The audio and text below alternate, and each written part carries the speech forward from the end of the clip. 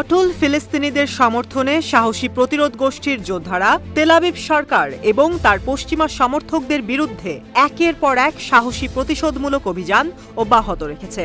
গুড়িয়ে দিচ্ছে একের পর এক গুরুত্বপূর্ণ ইসরায়েলি সামরিক ঘাঁটি, নজরদারি সরঞ্জাম, সাঁজোয়া যানসহ একাধিক সামরিক স্থাপনা।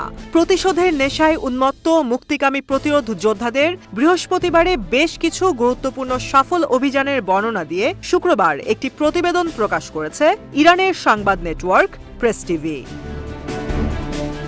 প্রেস টিভির প্রতিবেদন থেকে জানা যায়, বৃহস্পতিবার আল কাসাম ব্রিগেড একটি জুয়ারি আত্মঘাতী ড্রোন ব্যবহার করে নেটজারিমে ইসরায়েলি সামরিক বাহিনীর কমান্ড, কন্ট্রোল এবং মোবিলাইজেশন সেন্টারকে লক্ষ্য করে হামলা চালিয়েছে।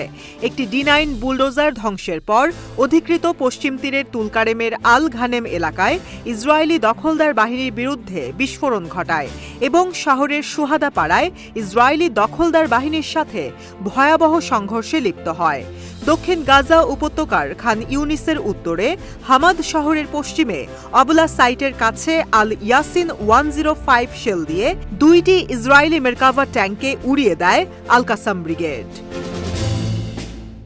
এদিন আল আকসা শহীদ ব্রিগেড বেশ কয়েকটি সফল অভিযান পরিচালনা করে।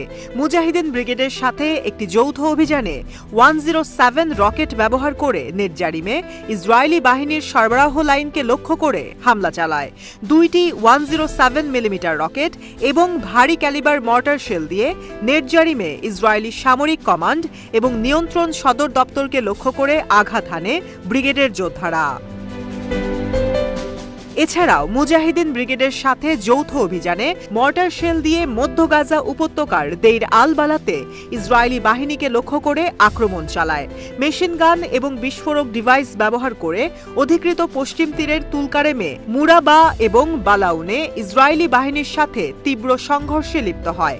আল আকসা শহীদ ব্রিগেডের যোদ্ধারা আল কাসাম ব্রিগেডের সাথেও যৌথ অভিযানে পশ্চিম তীরে তুলকারেম ক্যাম্পের আল আকাশা এলাকায় একটি D9 বুলডোজারে হামলা চালায়।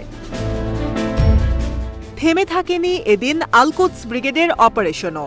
তারা ভারী ক্যালিবার মর্টার শেল দিয়ে নেটজারিমে ইসরায়েলি সামরিক সদর দপ্তরকে টার্গেটে পরিণত করে।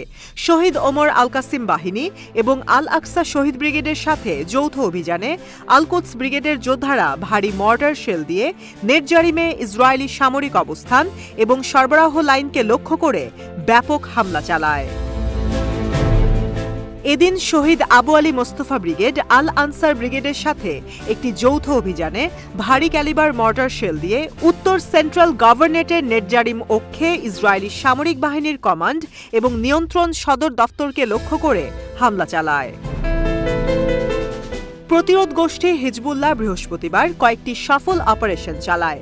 তারা ভারী আর্টিলারি শেল দিয়ে ব্রানিট ব্যারাককে টার্গেটে পরিণত করে এবং কিরিয়াত শমনা বসতিতে ইসরায়েলি অবস্থানে ড্রোনের একটি স্কোয়াড্রন দিয়ে একটি বিমান হামলা চালায়।